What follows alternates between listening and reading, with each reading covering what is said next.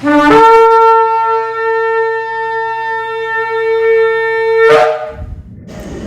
a todos. Esta es la congregación Beit Filah, desde acá del barrio, ¿verdad? El sector Candelaria, en la carretera número 12 en Arecibo, el cual les saludamos, ¿verdad?, a todas aquellas personas que nos ven a través de este medio y aquellas, ¿verdad?, que son fieles.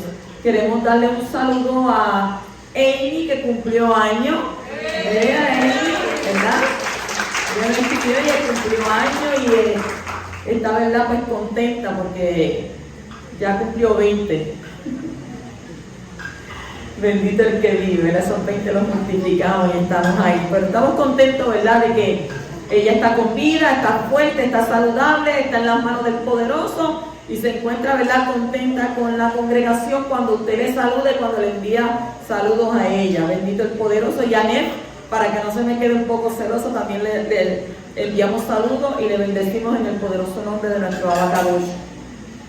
Hoy tenemos una parashá interesante, ¿verdad? Una parashá la cual significa Bejalotá o Bejaloteja. Es la parashá número 36, la cual comprende desde Números capítulo 8, versículo 1 al capítulo 12, versículo 16.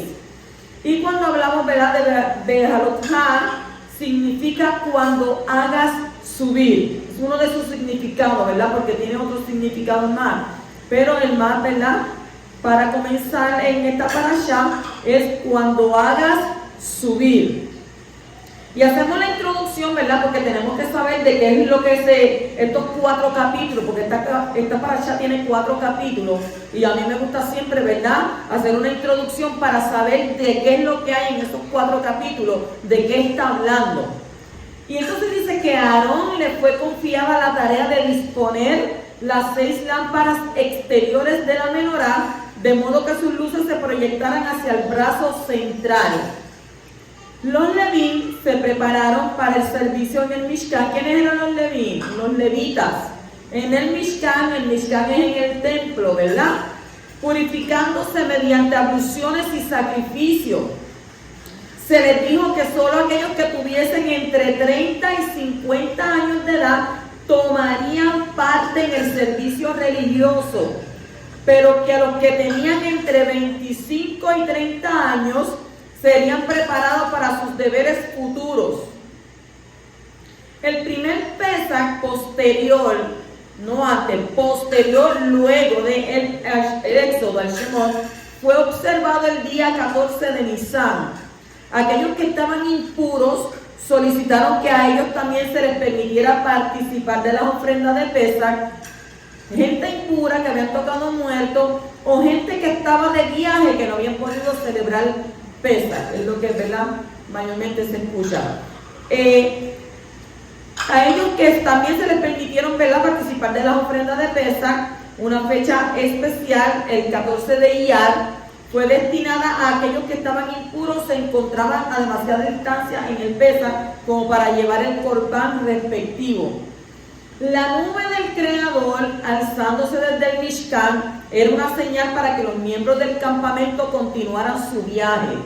Moshe recibió orden de hacer 2 trompetas de plata que serían utilizadas para anunciar el comienzo de la marcha, convocar a todo el pueblo al Mishkan, al templo, ¿verdad?, como decimos Mishkan, o al santuario, dar la alarma antes de una batalla y proclamar ocasiones de júbilo, todo como la fiesta, ¿verdad?, de la luna nueva. Para eso fueron, ¿verdad?, destinadas estas trompetas de plata. Después de casi un año en el desierto de Sinai, se instruyó al pueblo para que viajara a Parán. De Parán, ¿verdad? Entonces Moshe le pidió a su suegro Yitro que los acompañara, pero él prefirió retornar a Midian, su tierra nativa. Durante el viaje, ¿verdad?, el pueblo comenzó a murmurar contra el liderato de Moshe.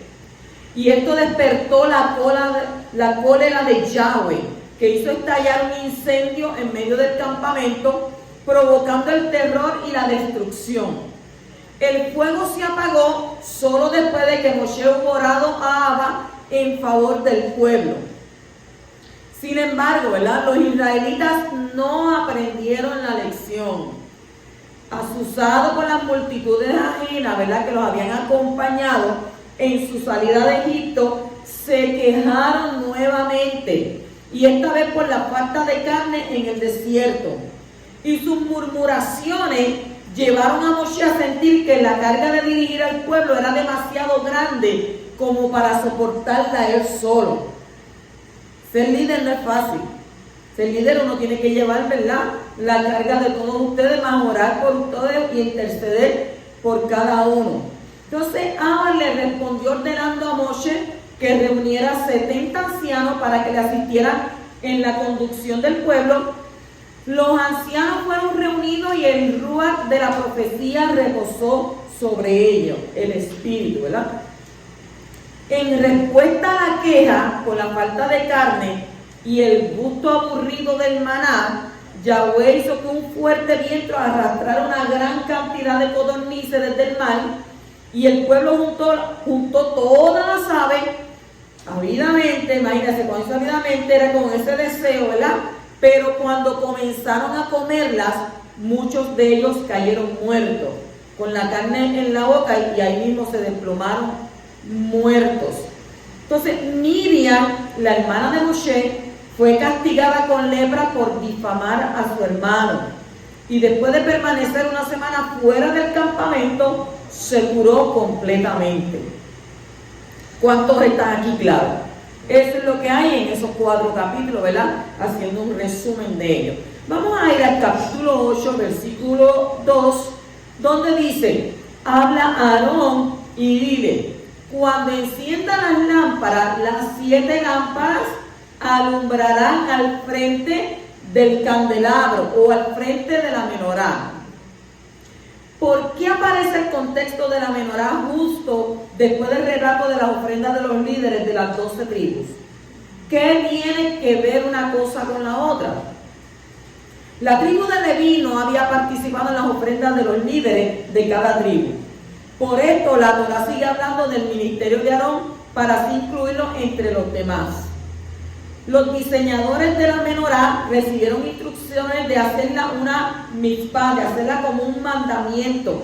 La forjaron como una sola pieza de oro, y esto significa que la base era el aspecto primario y que los brazos menores eran un desprendimiento del brazo central, del medio.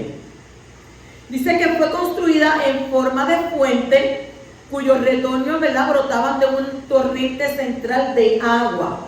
Y este diseño intentaba orientar al pueblo acerca de la forma en que debía conducir su vida. Y así como la menorá comienza con una base central de la que se proyectan brazos, así también nuestra personalidad básica debería surgir de nuestro interior. Nuestros motivos, ¿verdad?, deben provenir de un deseo íntimo de ser bueno, y no deben de depender de las influencias de la sociedad. No importa lo que el mundo, ¿verdad?, que nos rodea pueda considerar importante, nosotros debemos permanecer leales a los principios básicos de la Torá. Yahweh no se complace ni siquiera, ¿verdad?, con las acciones exteriormente atractivas, ¿verdad?, a menos que sean impulsadas por la pureza interior. Y el Midrash destaca el hecho de que por medio, ¿verdad?, de los descendientes de Aarón, los Hashmoneos, sucedería el milagro de la Hanukkah, y así, ¿verdad?, se encenderían las candelas de esa festividad de ese año en año, en el recuerdo de la dedicación de ¿qué? Del altar en los tiempos de los macabeos. Y así también Aarón tendría su parte en la dedicación del altar, no solamente los líderes de las demás tribus. Yo sé que, ¿verdad?, que muchos años anteriores se había estado hablándose bastante sobre la menorá. Yo creo que ya debe de ser de conocimiento de nosotros que esta menorá está como que en nuestra cara, ¿verdad que sí? Porque tenemos, ¿cómo? Tenemos dos oídos, tenemos dos ojos, tenemos dos fosas nasales, y tenemos una boca. Si usted lo pinta así, usted lo va a conformar y se va a parecer a una menorá. ¿Qué quiere decir eso? ¿Qué significa eso? Que esa menorá, como el poderoso pide, que esa menorá esté siempre como siempre encendida. Que la menorá esté siempre encendida. Quiere decir que usted siempre tiene que llevar luz. Usted siempre tiene que estar encendido. ¿Pero encendido en qué? En las cosas del poderoso. O sea, nada de ningún tipo de influencia de la sociedad puede usted depender. Usted tiene que depender de Abba Kadosh. Usted tiene que caminar en sus caminos. Cuando usted dice que usted es separado, cuando usted es, ¿verdad?, apartado, ¿qué quiere decir eso? Tú tomaste la decisión de seguir el camino de vuelta a tu Padre. Y ese camino, sabemos que hay caminos, ¿verdad?, que a veces se nos hace difícil. Es un camino que a veces, ¿verdad?, nos agota. Porque tenemos que lidiar con tantas situaciones en nuestras vidas que a veces no estamos preparados para eso. Pero sabemos que nuestra fuerza proviene de Abba Kadosh.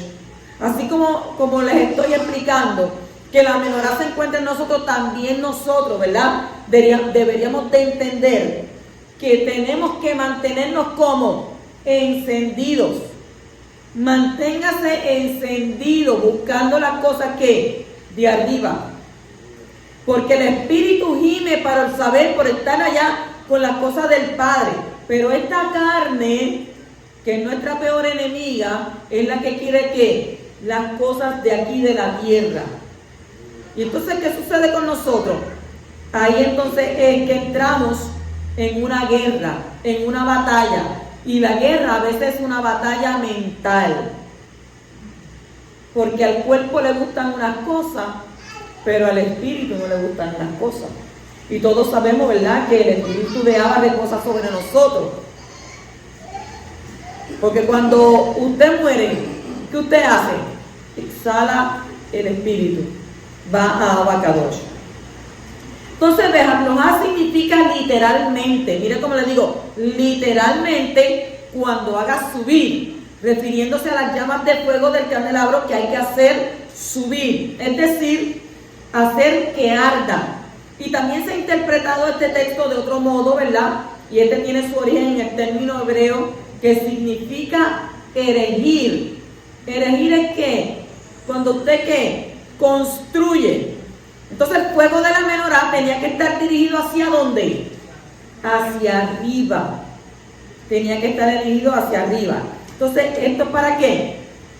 Esto es para que nos inspiremos y esforcemos, ¿verdad?, en alcanzar objetivos cada vez más elevados en nuestra vida, hasta que logremos dedicar, ¿verdad?, todos nuestros actos al servicio del Kadosh Baruj Hu. Bendito sea Él. Un hombre no debe decir una cosa con la boca y otra con el corazón. Lo que importa es la esencia de las cosas, porque es que usted tiene que lo que usted habla, lo que usted dice, debe de ir de acuerdo con su comportamiento. Si usted dice que usted le sirve al poderoso, pero en su entorno, en los que lo conocen a usted, dice que le sirve a quién. ¿Por qué? Porque tenemos que dar ¿qué? Edut, tenemos que dar testimonio. Entonces nosotros tenemos que siempre tratar de alcanzar ¿qué? La estatura perfecta del varón perfecto, ¿verdad? ¿Quién era el varón perfecto? De Yora, que va como de aumento en aumento hasta ver ¿qué? La luz del día. O sea, cuando usted llega a este caminar, que es un estilo de vida, ¿qué debe usted procurar? Procurar elevarse, procurar aprender más cada día, procurar llegar a la presencia, ser separado. Y usted va a decir, ay sí, pero con este mundo que estamos viviendo, pero siempre la Escritura dice algo, ¿verdad?, al respecto. El mismo Yeshua dijo, en el mundo tendréis aflicciones, pero no teman porque yo vencí al mundo. Y si Él venció al mundo, ¿tú qué? Tú con más razón. Tú con más razón. Porque yo me siento tan débil a veces, no quiero caminar. La Torah te dice, diga el débil fuerte soy. No, porque no hay excusa. No hay excusa. Tú decidiste ser separado, ser apartado para Él, lamentablemente aquí no debe de haber, mire cómo les digo, no debe de haber un retorno atrás. Porque la Escritura dice que mantengamos nuestra mirada siempre mirando al blanco de la soberana vocación, Yeshua HaMashiach, manteniendo nuestros ojos puestos en lo alto. Y siempre en nuestra vida, ¿verdad? Como dice la Escritura, guardando nuestra salvación con temor y temblor. Porque cualquiera te puede venir a quitarte y arrebatarte lo que tú crees, lo que tú entiendes, lo que tú has estudiado, lo que tú has puesto por obra. Pero también en eso la Escritura nos aconseja que estemos como desapercibidos, que estemos apercibidos ante ¿qué? Ante los dardos. ¿Dardos de quién? Del enemigo. Porque Él no vino a pasarte la mano, vino a matar, a robar y a destruir. ¿Y a destruirle qué? Las obras que el poderoso hizo. ¿Qué obra? Tú. Tú eres su obra perfecta. ¿Cuántos lo creen así? Amén. Aleluya. En el capítulo 8, versículos 9 y 10 dice: y harás que se acerquen los levitas delante de la tienda de reunión. Reunirás también a toda la congregación de los hijos de Israel y presentarás a los levitas delante de Abba, y los hijos de Israel pondrán sus manos sobre los levitas. Toda la congregación de Israel estaba presente en el momento de la instalación de los levitas con la imposición de manos. Sin embargo, no todos los 600,000 varones podían imponer las manos sobre los levitas. ¿Por qué? Porque serían demasiados varones por levita. Pero la Torá presenta este acto como si todos lo hicieran. Posiblemente, ¿verdad?, fueron los ancianos, los primogénitos, los que físicamente pusieron las manos sobre los levitas en representación del resto del pueblo. La ceremonia de la imposición de manos indica aquí tres cosas. Hoy en día, nosotros también imponemos las manos. ¿Sobre quién? Sobre los enfermos, ¿verdad? Ponemos las manos y ellos, ¿verdad? Dice: si hay alguien enfermo entre vosotros, vaya donde quién, donde los ancianos, ¿verdad? Que le unja con aceite y ore por usted y el enfermo será sanado. Pues en esta ceremonia, ¿verdad?, de imposición de manos, tenemos tres cosas. Número 1, unidad. Unidad. Por la imposición de manos hay una manifestación de unidad entre el que impone las manos y el que es objeto de la imposición de las manos. Y en este caso hubo ¿qué? Hubo una unidad entre ¿quién? Entre el pueblo y los levitas. ¿Ves ahí? Una unidad. Número 2, una representación. Al imponer las manos sobre alguien, es con el motivo de delegar la autoridad para una representación. Y este texto dice que todos los hijos de Israel tenían que imponer las manos sobre los levitas. Por lo tanto, los levitas representarían a todos los hijos de Israel, no solo los primogénitos. Sin embargo, ¿verdad?, como los primogénitos ya representaban ¿a quién? A todo el pueblo. Entonces, esa representación fue traspasada ¿a quién? A los levitas. Cuando sustituyeron ¿a quiénes? A los primogénitos. En el Salmo 136:10 está escrito: al que hirió a Egipto en sus primogénitos. ¿Quiénes murieron allá en Egipto? Todos primogénitos, entre humanos y entre animales. Todos ellos murieron. Entonces, esto nos enseña que simbólicamente todos los hombres de Egipto fueron heridos en los primogénitos. Entonces, en lugar de golpear a todos los egipcios, el poderoso golpeó a todos los primogénitos. Y esto nos enseña que los primogénitos representan a todo el pueblo.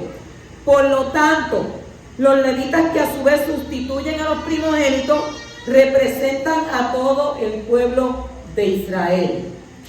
Número 3, sacrificio. Al igual que hay imposición de manos sobre un sacrificio antes de que sea degollado, ahora se imponen las manos sobre los levitas para que sean entregados a Abba Kadosh. Los versículos 16 y 19 dicen que los levitas han sido donados. Primero ¿a quién? Al Padre Celestial, y luego ¿a quién? A Aarón y a sus hijos.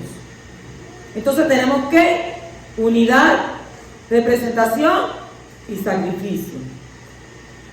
Continuamos el capítulo 8, versículo 14 al 16.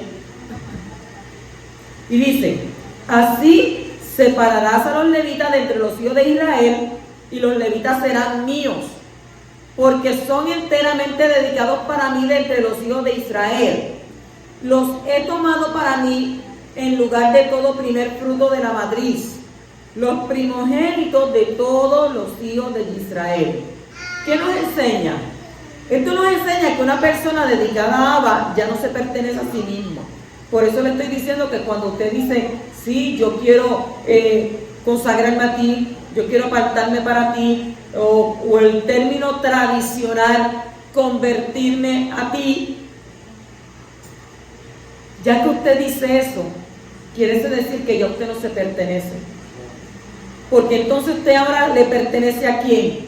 Al poderoso. ¿Ve? Ya no se pertenece a usted mismo y usted no puede hacer o realizar las cosas que usted quiera. ¿Por qué? Porque usted tiene un manual de instrucciones llamado Torah, el cual en ese manual de instrucciones están escritas por la palabra de Abba qué cosas usted tiene que hacer, qué leyes usted debe de obedecer y qué cosas no debe de hacer. Porque son enseñanzas para vida. Entonces no tiene derecho de dominar sobre su vida. Entonces fue presentado delante del poderoso como un sacrificio para ya no servir que sus propios deseos, ni a los hombres, sino solamente a quién, al Eterno, como está escrito en 1 Corintios capítulo 6 versículo 20. Porque habéis sido comprados por precio. Exaltad pues a Elohim en vuestro cuerpo y en vuestro ruach, en vuestro espíritu, los cuales son ¿de quién? ¿De quién dicen ahí que son? Son de Elohim. O sea, que tu cuerpo ya que no te pertenece, ya no puedes servirle a tus propios deseos. Ah, no, pues yo voy a hacer esto porque eso es lo que a mí me gusta. No. O sea, usted no puede tomar esto literal. Usted tiene que tomar lo que usted habla, usted tiene que entender las palabras que usted habla, porque el poderoso se las coge seriamente. Ay, yo dije aquello, ay, yo me arrepiento de haber dicho aquello. ¿Te arrepientes? Ya eso está escrito en el libro de las memorias. Ya no hay arrepiento, ya no hay qué. Ya no hay vuelta atrás. Por eso siempre le he dicho que cuando usted vaya a hablar, usted tiene que entender qué es lo que usted va a decir, porque las palabras tienen mucho poder. Y quizás usted no entienda eso, pero pruébelo, haga una prueba. Si usted dice, ay, me duele la cabeza, te va a doler la cabeza. Te vas a olvidar que lo dijiste. Pero al rato, ¿qué pasa? Y más cuando usted dice una mentira. Ay, no, me duele la cabeza. Ay, no, me siento mal. Ay, no, me duele aquí. Porque no quiere, ¿verdad? Pues tener mucha comunicación. Pues así mismo va a ser. Según confesares con tu boca, ¿qué dice la palabra? Será hecho. Lo que confesares, lo que atares aquí en la tierra, será ¿qué? Atado ¿qué? Allá arriba en los shamayim. Por eso tenemos que tener, ¿verdad? Cuidado con lo que sale de nuestra boca. Dice en el capítulo 9, versículo 2, que los hijos de Israel celebren Pesach a su tiempo señalado. Según Rashi, esto significa que el sacrificio de Pesach tiene preferencia inclusive sobre el Shabbat. Aun si el día 14 de Nisan cae en Shabbat, se hace el sacrificio de Pesach ese día. Y este año, ¿verdad? ¿Cayó cuándo? Cayó, ¿verdad? Un día cerca del Shabbat. Entonces, en el capítulo 9, versículo 5 dice, Y celebraron la Pesaj en el mes primero, en el día 14 del mes, al atardecer, en el desierto de Sinaí, tal como Abba había ordenado Moshe, así lo hicieron los hijos de Israel. Pónganme atención a esto que les voy a decir. Esta fue la primera vez que celebraron Pesaj en el desierto. Usted sabe que ellos habían celebrado ¿qué? Pesaj ¿cuándo? Al salir, ¿verdad? De allá. Pues esta fue la única vez que celebraron Pesaj en el desierto. Entonces Rashi considera que fue una vergüenza para los hijos de Israel no celebrar Pesaj más que una vez. ¿Durante cuántos años tuvieron ellos en el desierto? 40 años. Sin embargo, los hijos de Israel no podían circuncidar a sus hijos en el desierto y por lo tanto no podían celebrar Pesaj más que una vez. ¿Dónde está eso escrito? Vamos a buscar en Yehoshua, Josué, capítulo 5, versículos 2 al 10, que está escrito: en aquel tiempo Yahweh dijo a Yehoshua: hazte cuchillos de pedernal y vuelve a circuncidar por segunda vez a los hijos de Israel. Y Yehoshua se hizo cuchillo de pedernal y circuncidó a los hijos de Israel en el collado de Aralot. Y esta es la razón por la cual Yeshua los circuncidó. Todos los del pueblo que salieron de Egipto, ¿qué eran? Eran varones. Todos los hombres de guerra, ¿qué pasó con ellos? Murieron en el desierto, dice, por el camino. Después que salieron ¿de dónde? De Misraim, de Egipto. Porque todos los del pueblo que salieron fueron circuncidados. Pero todos los del pueblo que nacieron en el desierto, ¿qué pasó con ellos? Por el camino, los que iban por el camino, después de salir de allá de Misraim, no habían sido ¿qué? Circuncidados. Según está diciendo ahí la Torá, el que en verdad usted lo va siguiendo. Pues los hijos de Israel anduvieron por el desierto ¿cuántos años? 40 años. ¿Hasta qué? Hasta que pereció toda la nación. Es decir, los hombres de guerra que salieron de Egipto porque no escucharon la voz del poderoso. Y a ellos Yahweh les juró que no les permitiría ver la tierra de él, que él había jurado a sus padres que no daría, y una tierra que emanaba ¿qué? Leche y miel. Y a los hijos de ellos que él levantó en su lugar, seguimos leyendo, ¿verdad? Yehoshua, ¿qué les hizo? Los circuncidó, pues eran ¿qué? Incircuncisos, porque no los habían circuncidado en el camino. Y sucedió que cuando terminaron de circuncidar a toda la nación, permanecieron en sus lugares. ¿En dónde? En el campamento. ¿Hasta qué? Hasta que sanaron. Y entonces, ¿qué pasó?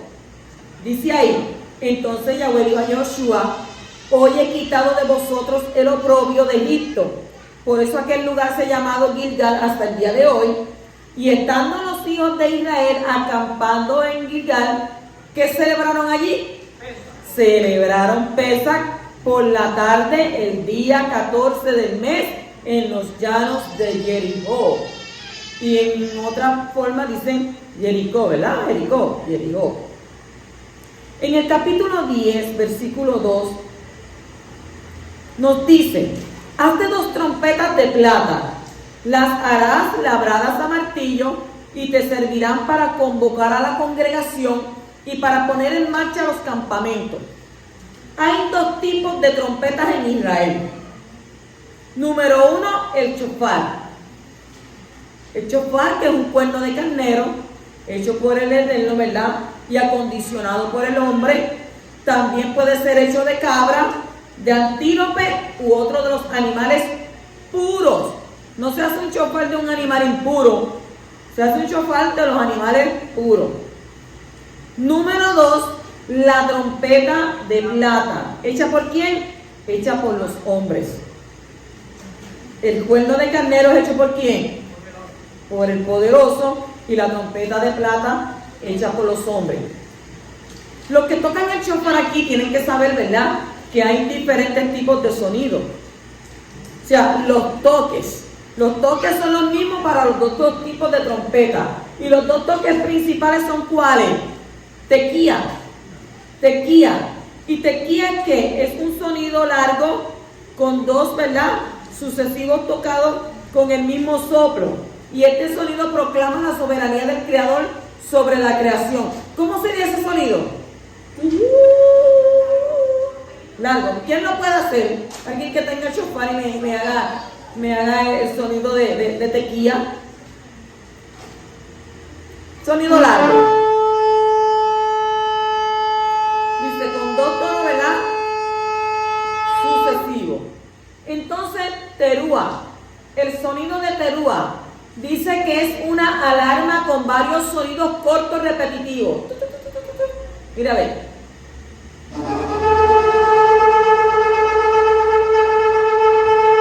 Este es el sonido de terúa. Aplaudamos eso. Bendito arte, poderoso. Es una alarma con varios sonidos, ¿verdad?, cortos repetitivos sucesivamente con el mismo tono. Entonces la tradición establece un mínimo de 9 sonidos repetidos. Y es un sonido, ¿verdad?, de alerta, advertencia que sirve para despertar y llamar la atención. ¿Qué sucede? Las trompetas de plata fueron hechas con propósito. Porque cada cosa que Abba crea, él las hace ¿con qué? Con un propósito. Número 1, reunir la congregación o los jefes. Reunir a la congregación o los jefes con un sonido de tequía. Número 2, hacer partir los campamentos con los sonidos de tequía, teruá, tequía. ¿Cómo sería? ¿Ven? No toco shofar, pero mi amado tocaba el shofar y él estudiaba eso, pues. Uno, ¿verdad? Uno con la oreja para, pues, lo aprende. Número 3, hacer, ¿verdad?, que el poderoso se acuerde del pueblo en tiempos de guerra. Número 4, hacer que Abba se acuerde del pueblo en los sacrificios comunitarios, en las fiestas y las lunas nuevas. Para eso era que se utilizaba, ¿verdad?, o el propósito de estas trompetas. En el templo de Jerusalén, los Kohanim, los sacerdotes, tocaban las trompetas de plata durante el ofrecimiento de los sacrificios comunales todos los días. Aquí usted viene, ¿verdad?, y pues cuando nos reunimos, usted lo toca. Pero ellos estaban todos los días tocando. Tocaban por lo menos 21 veces al día. Cuando los portales se abrieron por la mañana, ellos tocaban 3 veces. Durante la ofrenda diaria de la mañana, tocaban 9 veces. Yo lo reúno aquí y como que es fuerte, ¿verdad?, tocar eso. Durante la ofrenda diaria de la tarde, la mina tocaban 9 veces. Y si había un sacrificio musaf adicional, tocaban otras 9 veces. En Erev Shabbat, la víspera del Shabbat, tocaban 3 veces por la tarde para recordarle al pueblo que era tiempo de dejar de trabajar. Cuando el Shabbat estaba a punto de comenzar, tocaban otras 3 veces para marcar el inicio del Shabbat. Ve la importancia del shofar, la importancia de las trompetas de plata, que todas fueron construidas ¿con qué? Con un propósito. En el capítulo 10, versículo 35 al 36, ubiquémonos ahí. Y sucedía que cuando el arca se ponía en marcha, Moshe decía: levántate, oh Yahweh, y se han dispersado tus enemigos, huyan de tu presencia los que te aborrecen. Y cuando descansaba, él decía: descansa, oh Yahweh, entre los millares de Israel. La frase hebrea Kuma Yahweh, Kuma Hashem, también podría ser traducida como manifiéstate, oh Yahweh, o manifiéstate, Hashem, ¿verdad?, como usted Entonces, cuando Él se manifiesta, no hay enemigo que pueda resistirle. Cuando el poderoso se manifiesta. Todavía no he leído, no he visto y no he sabido a alguien que le haya ganado la batalla a mi Padre Celestial. No he escuchado a nadie. Y mire que yo leo libros. Mire que leo libros y leo y escucho pues como dice la Escritura, recoge lo bueno y desecha lo malo. Siempre entendiendo que mi libro de texto es la Torá. Pero no he visto, no he leído que nadie haya podido ganar una batalla mi Abba. Ni lo va a ganar. Mi Abba Kadosh es tan perfecto, es tan bueno, que Él mismo nos dice a nosotros, y le dice a todos ustedes, cuando el enemigo se levante contra ti, no tema tu corazón, porque aunque contra ti se levante en guerra, tú estarás como confiado. ¿Por qué? ¿Por qué vas a estar confiado? Porque Él peleará por ti. Establece su palabra, que cuando alguien se levanta contra ti, dice la Escritura que contra Él se levantan. Y te dice, estad quietos. Te dice que te pongas a pelear, que te pongas a insultar, que te pongas a... No, estad quieto. Además de estar quieto, ¿qué dice? Esperad en Él. Estar quieto y esperar y reconocer que eres quien, el que pelea tu batalla.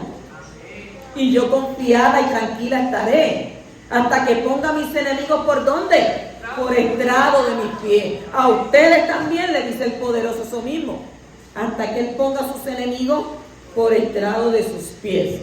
O sea, que el que se meta contra usted o el que se meta contra mí, yo les voy a decir desde ya, tienen la batalla perdida. Porque cuando se levante guerra contra mí o contra usted, ¿quién es el que va a pelear? Hay un texto que yo siempre, ¿verdad? Me gusta decirlo. Que ninguna alma forjada contra mí prosperará y ninguna lengua se levantará en juicio en contra mía. Porque caerán 1000 y 10,000, pero a mí no llegarán. ¿Por qué? Porque el que pelea conmigo es más grande que el que pueda estar peleando en contra suya o en contra mía. ¿Cuántos dicen amén a eso? Y aquellos que están allá a la distancia, ¿verdad? Que nos ven a través de este medio, si usted, ¿verdad?, está confiado en el poderoso, crea que el poderoso va a pelear su batalla. No importa el problema, la situación, no importa la guerra que se esté ganando contra usted, Él peleará su batalla. Y usted, ¿cómo dice? Y yo tranquilo o tranquila estaré. Bendito el poderoso. Pasamos al capítulo 11, versículo 1. Y el pueblo estaba como buscando pretextos malignos a oídos de Abba. Y cuando Abba lo oyó, se encendió su ira. Y el fuego de Abba ardió entre ellos y consumió un extremo del campamento. Según Rashi dice, estaban buscando pretexto para apartarse del omnipresente, porque ya tenían carne para comer en el desierto, según Shemot, capítulo 12, 38 y número 32:1. ¿Qué dice? El fuego consumió un extremo. La palabra extremo, ¿verdad?, puede ser interpretada como una referencia a los más alejados del Eterno, o bien a los más distinguidos. Entonces, por la lengua de los hijos de Israel se encendió un fuego que consumidor, como está escrito en donde, en Santiago, Jacob, capítulo 3, versículos 5 al 6, dice: así también la lengua es un miembro pequeño y sin embargo se jacta de grandes cosas. Mirad que gran bosque se incendia con tan pequeño fuego. Y la lengua es un fuego, un mundo de iniquidad.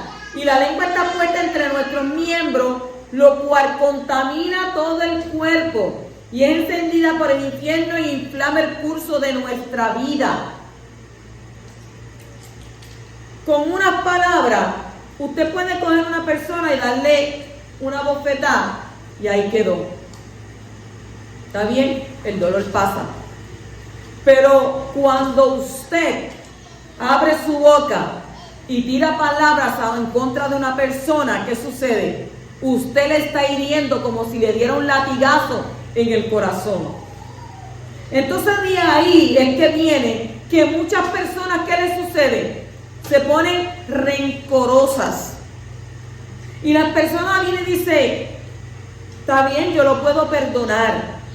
Puedo perdonar su acción, puedo perdonar su acto, puedo perdonarle la forma en que me trató, pero no olvido.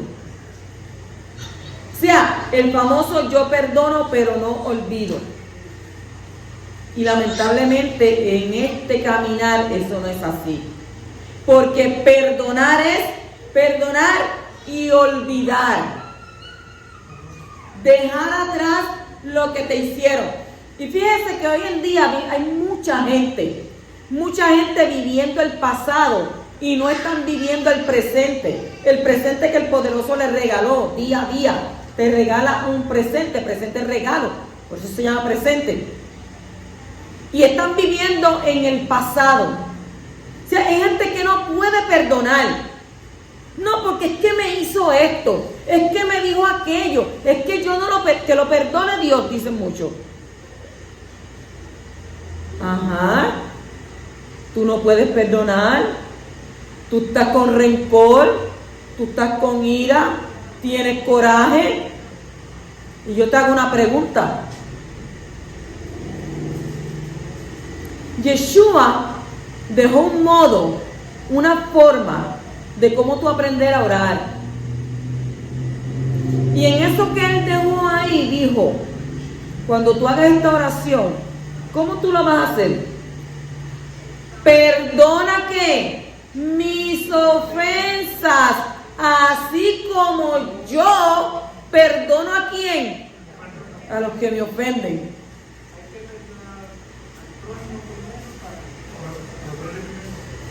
Si usted no perdona a su prójimo, y esto va a ser para los que están aquí y para los que están allá.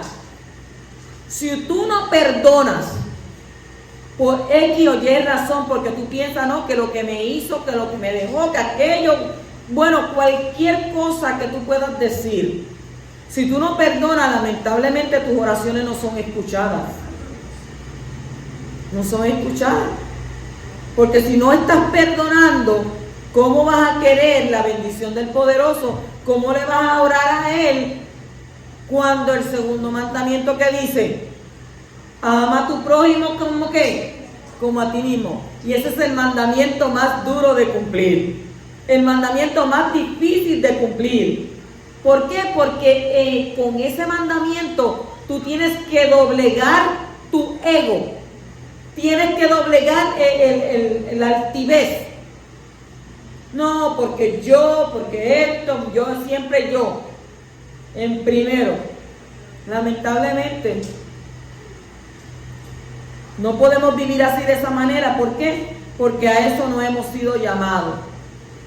Por eso la Escritura dice que son muy pocos escogidos, ¿verdad? Hay muchos que se llaman, pero para escoger, esto es como un filtro. Para llegar a usted a obtener, ¿verdad? Esa piedra que dice el libro de Apocalipsis, ¿verdad? Usted obtener ese nuevo nombre, usted obtener esa salvación eterna, usted obtener eso que le tienen prometido. ¿Qué usted tiene que hacer? No es que usted no se va a dejar pisotear, ¿verdad? No estamos hablando de que usted ahora se vaya a modo alfombra. No le estoy diciendo que se vaya a modo alfombra, porque la Torá también nos habla sobre eso. La Torá nos dice a nosotros que tenemos que ser mansos como palomas, pero astutos como serpientes. ¿Ven? No es que usted entonces se deje pisotear, usted sea humilde, porque el humilde ama lo mira de cerca, pero tampoco que usted deje, ¿verdad?, que le vengan Pero dice que toda situación se da encargada ¿a quién? ¿A quién se encargada? Al que se encarga, al que es el juez, aquel que es justo, aquel que dice la Torá, que se sienta en su trono y sus pies ponen los reposa sobre ¿qué? Sobre la faz de la tierra, sobre la tierra. Pasamos al capítulo 11, versículo 5, dice: nos acordamos del pescado que comíamos gratis en Egipto, de los pepinos, de los melones, de los puerros, de la cebolla, de los ajos. Ahí ya hizo un sancocho con todo eso. Normalmente uno se olvida de las emociones negativas, ¿verdad? Para quedarse con las emociones positivas en los recuerdos. Los hijos de Israel ya no se acordaban de la esclavitud.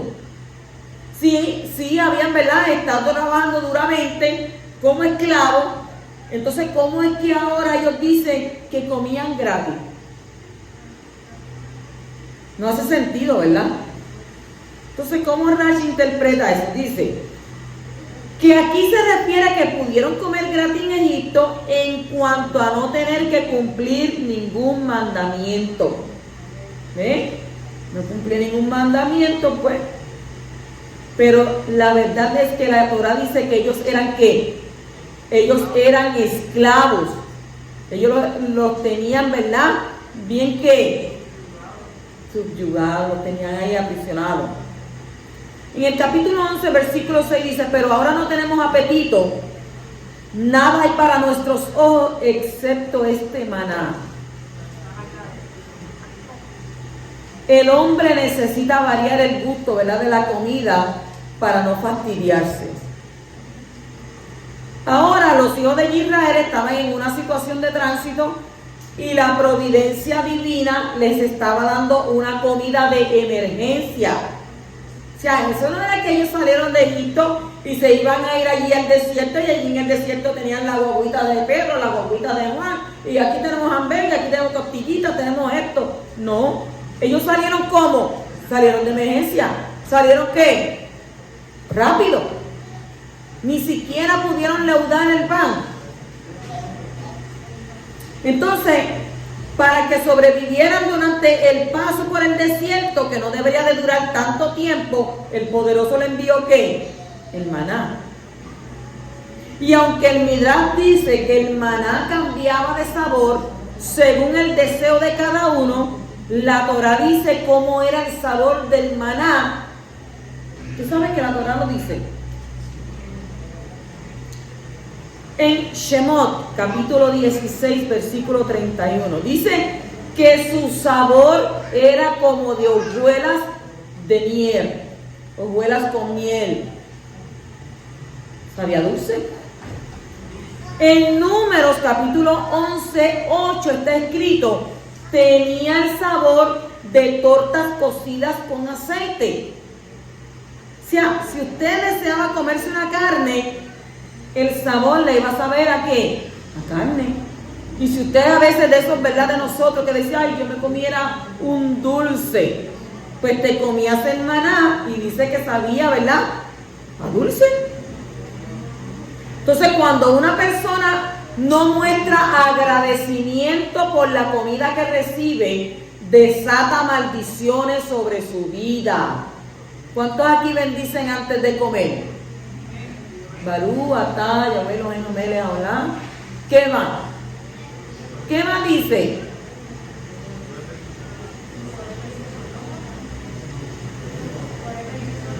Boré, Peri, Aret. Boré, Peri, Anamat. Dependiendo, ¿verdad?, de lo que usted está comiendo. Siempre comienza con esa bendición, ¿verdad? Bendito eres tú, poderoso, ¿verdad?, Rey del universo, que nos da ¿qué? Que nos da el pan o el leche de la tierra, que nos da el jugo de la uva, y así. Entonces, ¿qué sucedió con esta gente? ¿Qué pasó con ellos? Estaban quejándose. Entonces, nosotros no nos podemos quejar por el plato que está puesto en frente. En el matrimonio hay veces que se hace un poco difícil llevar, ¿verdad?, carne a la mesa. Y eso pasa a muchas personas. Entonces, miren, un arrocito blanco y le fríen un huevito ahí encima, rico. Pero he visto, ¿eso tú me das a mí? ¿Eso tú quieres que yo me coma? Y sabe una cosa, cuando yo me voy a comer ese plato, que yo haga mi bendición, mi verajá, yo le doy toda rabá, muchas gracias, toda rabá es muchas gracias, a mi Padre Celestial, porque por lo menos puedo comerme algo, porque si yo tornara mi mirada a otros lugares, hay personas que a las 4 o pasa un día, pasa 2 días, no han comido nada.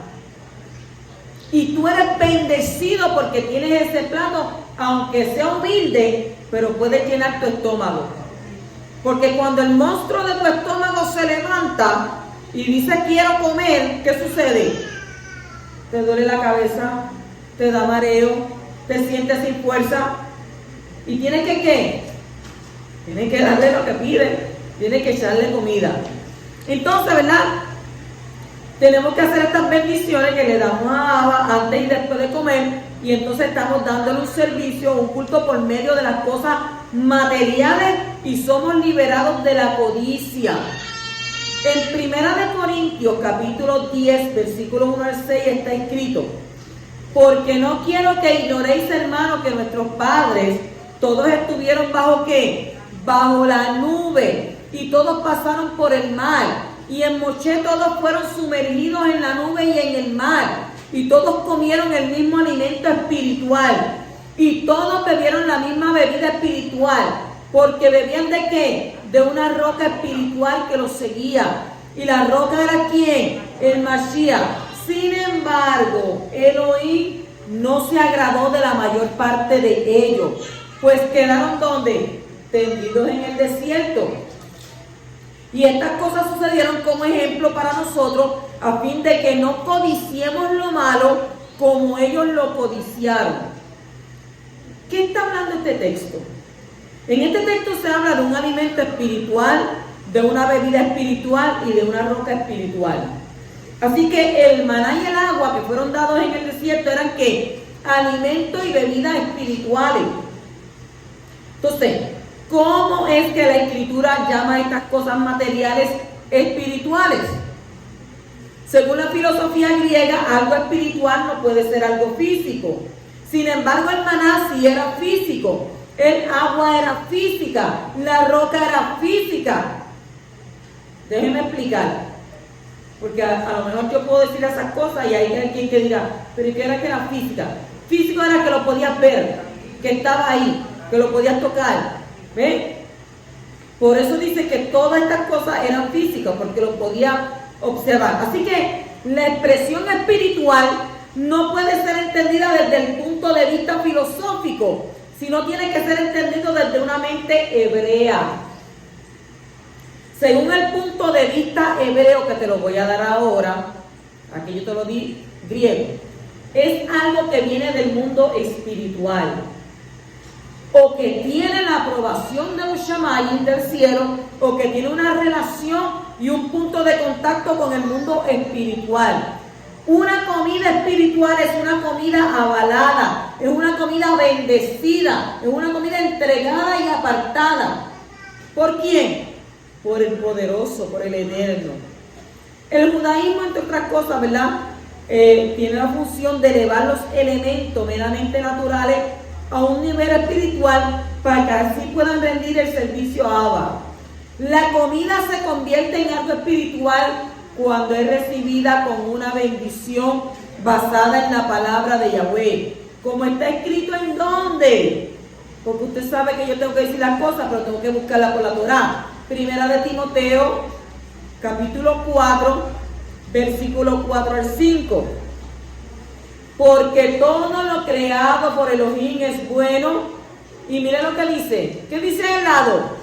Y nada se debe rechazar si se recibe con acción de gracia, porque es separado, santificado o apartado mediante la palabra de Yahweh y la oración, la tefilá.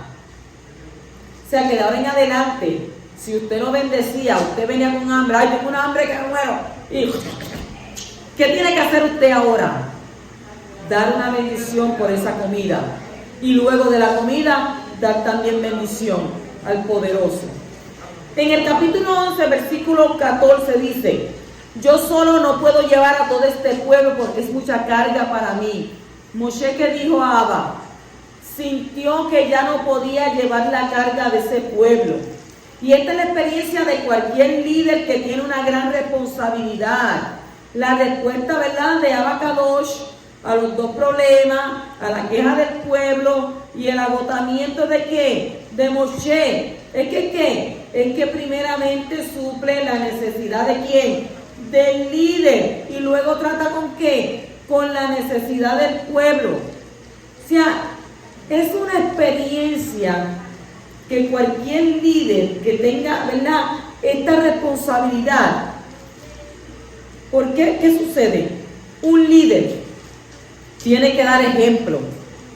Y un líder, si usted tiene una situación y usted la puede resolver, usted si no le sirve algo, usted lo hace. Pero cuando una persona es un líder, tiene que esperar en quién. ¿En quién tiene que esperar para resolver el problema? En el poderoso. Darle tiempo a él, que él pueda solucionar su problema. Pues ¿qué pasa con Moshe? ¿Qué él estaba sintiendo? Él estaba sintiendo la carga, el peso. ¿Cuántas personas salieron de allá de Egipto? Fueron muchísimas personas. Y fíjense una cosa, a pesar de todo esto, todas estas personas estaban divididas como por tribus. Unas adelante, unas atrás y otras a los lados, ¿verdad? Por tribu. Y dice que cuando había que moverse, porque la nube se movía, todos ellos caminaban en el mismo lugar, que cuando se fueran a establecer nuevamente, iban a quedar como ahí, igualito en el molde, ¿verdad?, que el poderoso les había dado. Bendito el que vive.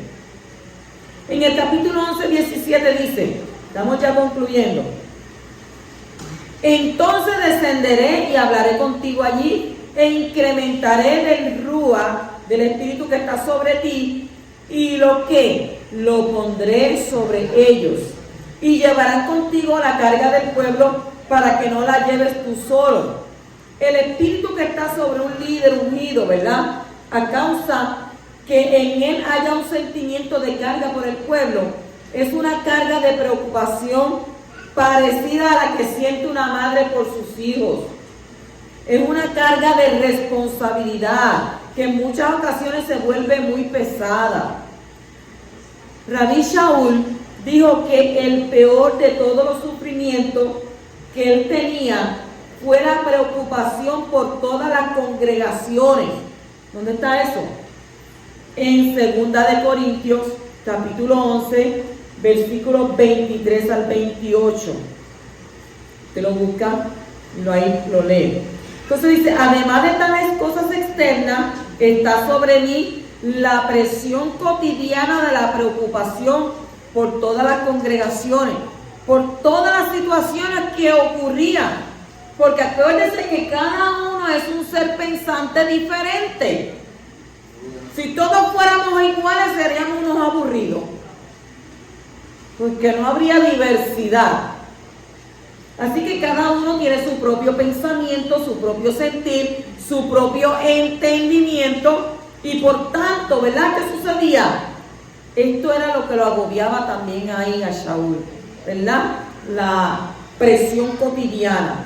Entonces la preocupación por todas las congregaciones del Mashiach fue superior que todas las demás calamidades que Rabí Shaul estaba sufriendo. Entonces esto nos enseña que un líder tiene una gran angustia de preocupación por los que están bajo su cuidado. Moshe sintió, ¿verdad?, que esa carga le fue demasiado pesada, y así fue repartida ¿sobre qué? Sobre 70 ancianos más. Y estos 70 constituyen el primer Sanedrín en Israel.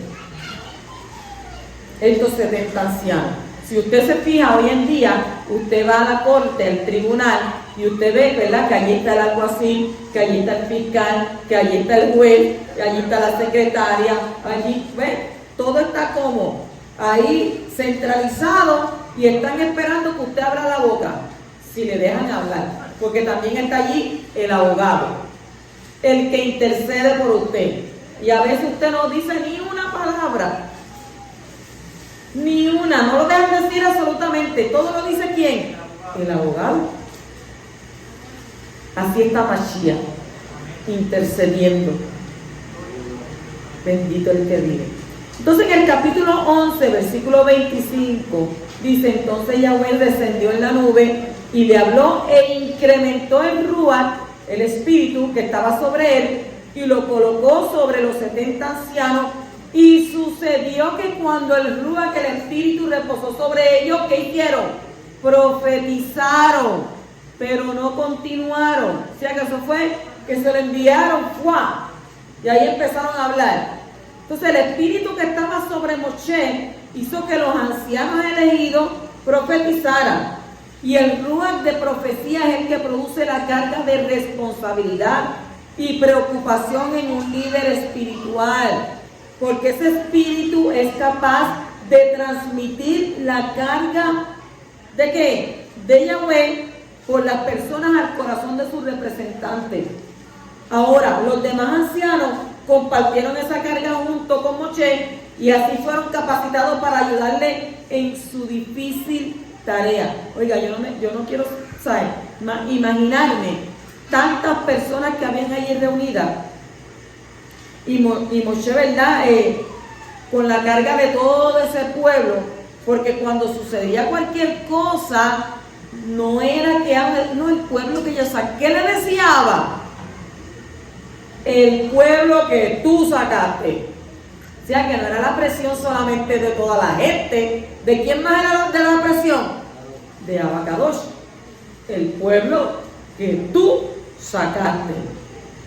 Entonces, este texto nos enseña que un liderazgo auténtico es en primer lugar algo espiritual, algo sobrenatural. Cuando usted como talmidín no está orando, no está leyendo Torah, su líder tiene que estar orando, tiene que estar leyendo Torah, tiene que estar ayunando, tiene que estar en una búsqueda completa y renovando su pensamiento. O sea, mi pensar. Usted no va a venir aquí a decir 4 cosas. Porque entiendo que la gente que está allá, en su debido y determinado momento, también estudia. Hay personas que se preparan para la parashá, hay personas que estudian la parashá, hay personas que ven la parashá. ¿Ven? Y la estudian en la palabra, leen los capítulos de la escritura. Porque yo no te voy a decir, no, tú no lees, tú no.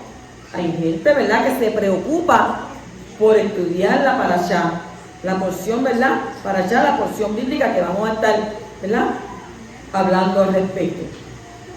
En el capítulo 11, versículo 34, dice: por eso llamaron a aquel lugar Kibrot Hatavá. Kibrot Hatavá, porque allí sepultaron a los que habían sido codiciosos. Kibrot Hatavá significa sepulcros de la codicia. Y aquí está escrito, ¿verdad?, que los que habían sido codiciosos fueron sepultados. Pero no solo esto, sino aquí fue sepultada ¿qué? La codicia. Y no es lo mismo codiciar que desear.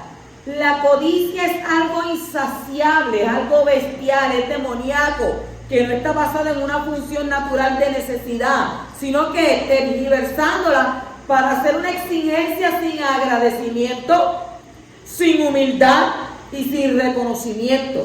Es igual o peor que los deseos bestiales de los animales. Así que ten cuidado con la codicia. Tú también, ¿qué tienes que hacer? Sepultarla. En Santiago 4, 1 al 3, que dice: ¿de dónde vienen las guerras y los conflictos entre vosotros? ¿No vienen de vuestras pasiones que combaten en nuestros miembros? Codiciáis y no tenéis, por eso cometéis homicidio.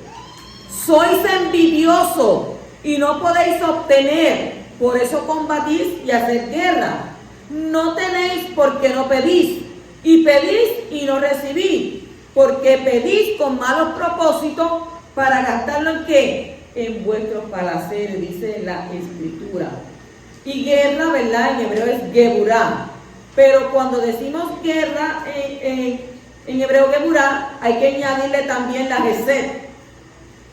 Que la gesed es la que la misericordia. Estás en guerra, pero también hay misericordia.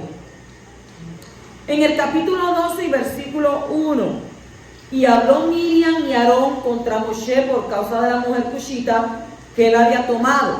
Pues había tomado una mujer cushita, o en otras versiones dice, ¿verdad?, etíope. Lo que quiere decir que era una mujer cushita era que era una mujer negra. Era una mujer negra. Entonces el texto hebreo dice que Miriam habló en primer lugar. O sea, ella fue la que comenzó la conversación. Entonces esto nos enseña que ella tomó la iniciativa para hablar contra Moshe. Y por eso solo ella fue golpeada con Sará. Porque dicen muchos, pero él estaba allí Aarón. Aarón también le estaba gustando el chisme que le estaban llevando. Entonces, ¿por qué golpearon a la mujer? El poderoso juzga. Y cuando él juzga, lo hace rectamente. Ella empezó la conversación. Por eso ella fue golpeada con Sará. Entonces, ¿qué pasó con Aarón? Aarón actuó como una marioneta, al igual que había hecho con el becerro de oro, y siguió el más fuerte en ese momento. Y Aarón no tenía una columna vertebral de acero, ¿verdad? En su afán de buscar la paz con todo, se dejó llevar por ciertas corrientes malignas. Le faltaba carácter para resistir el mal, pero al mismo tiempo era rápido en humillarse y pedir perdón. Es muy grave, ¿verdad?, hablar contra los que han recibido mucha confianza por parte de Abba Kadosh. Las consecuencias son desastrosas. No hablen mal de los que están puestos en posiciones de liderazgo en el pueblo de Yahweh. Yahweh se encarga de juzgar al que comete semejante pecado con su lengua. Los que han hablado de mí se olvidan que Yahweh escucha. Y los que han hablado de ti se olvidan que Yahweh escucha. Se olvidan que darán cuenta de cada palabra que sale de su boca. Entonces aquí vemos como la Lashon Hará fue castigada. ¿Por qué? Por la Sará, con lepra. Porque a veces, ¿verdad?, podemos hablar del líder, podemos hablar de aquel, pero no nos damos de cuenta que dice ahí la Torá, que Yahweh ¿qué? Está escuchando. ¿Quién escuchó a Miriam hablar? El Eterno. Abba fue el que la escuchó. ¿Y qué pasó? Cuando él escuchó, dice que se encendió su ira. Ay, no, pero es que la Escritura no dice que él se enoja. La Escritura dice que eres amor. Sí, claro, eres amor. Pero también es que fuego consumidor. Miren lo que dice el capítulo 12, versículo 6. Él dijo: oíd ahora mis palabras. Si entre vosotros hay profeta, yo Yahweh me manifestaré a él en visión y hablaré con él en sueño. O sea, él estaba bien molesto. Estaba bien molesto, ¿verdad? Y se fue molesto. Llegó molesto y se fue molesto. Porque dijo: si yo tengo que hablar por algún profeta, mira, yo lo utilizo y lo hago. Los profetas normales reciben mensajes en visiones y en sueños. Sin embargo, el nivel de profecía que tenía Moshe Rabbeinu fue superior a los demás. Y Abba le encaró a ellos: si yo tengo que hablar con alguien, si yo tengo que decirle algo a alguien, yo se lo digo cara a cara. O el sueño le dejo saber. Pero con el siervo de él, ¿cómo él lo hacía? Cara a cara. Panín tu panín, cara a cara. Si él tenía que hablarle algo, el único que entraba allí a hablar con él era ¿quién? Moshe. A veces nosotros pensamos, ¿verdad?, que no, tienen ese líder, pero yo lo puedo hacer mejor. Cuando el poderoso determina, imagínense que que Abba dice, yo voy a escoger a este niño para que él profetice. Y lo dice la Torá, que en los últimos tiempos, ¿quiénes van a profetizar? Mujeres, niños, ancianos, todos van a profetizar. ¿Por qué? Porque Abba determina que eso va a ser así. Y entonces, ¿qué sucede? Ellos pensaron que ellos eran mejor que Moshe. Pero ven acá, nosotros también somos profetas, nosotros también podemos hablar, pero ¿hablar qué? Si ellos lo que estaban era criticando que él se había buscado una mujer negrita. ¿Qué profecía era esa? ¿Qué profecía había ahí? ¿Qué estaban hablando ellos? Nosotros somos profetas, que ya bueno puede hablar, pero no puede usar a nosotros, no podemos hablar nosotros también. ¿Y qué estás hablando? No, pues es que la mujer esta que cogió Moshe es una negra, es una mujer cuchita de por allá, de cómo se atreve, es un líder. Ay, yo espero que no hablen así de mí. Yo espero que no digan eso de mí. Porque mi amado es mi Padre Celestial. Ese es mi amado. Y el amor de mi esposo todavía, ese es mi amado, ese amor por él está ahí todavía intacto. Él se habrá muerto, ¿verdad? Y ahora lo habrá llevado donde lo tenga que llevar. Pero yo todavía sigo amando a mi esposo. Fueron 29 años de mi vida ahí junto a él. O sea, usted no olvida una persona de un día para otro. Usted tiene que convivir con ese dolor, aprender a llevar ese dolor. Pero usted no deja de amar. Pero yo espero, ¿verdad?, que de mí no mira. No. ¿Por qué? Porque mi amado ahora es mi Padre Celestial. Si alguien habla una cosa contraria de mí, porque yo en lo más que puedo, mire cómo le digo, soy una mujer, y yo sé que las mujeres tienen muchos malos conceptos, pero nosotras las mujeres también somos mujeres que somos dedicadas a Abba, y el que tiene cuidado de nosotras es el poderoso, que cuando usted entonces comienza a sacar la viperina para hablar, tenga cuidado de cómo usted va a hablar. Tenga cuidado de cuando usted se va a referir. Porque sabe una cosa, el que pelea por mí se llama Abba Kadosh. Y como le dije al principio, él no ha perdido una batalla. Así que, ¿verdad?, nos coge el poderoso, ¿verdad?, siempre bendiciendo, siempre dejándole a él que sea el que haga el juicio, que sea el que señale, que sea el que eduque. Y nosotros estemos, ¿qué?, confiados en él. Shabbat Shalom.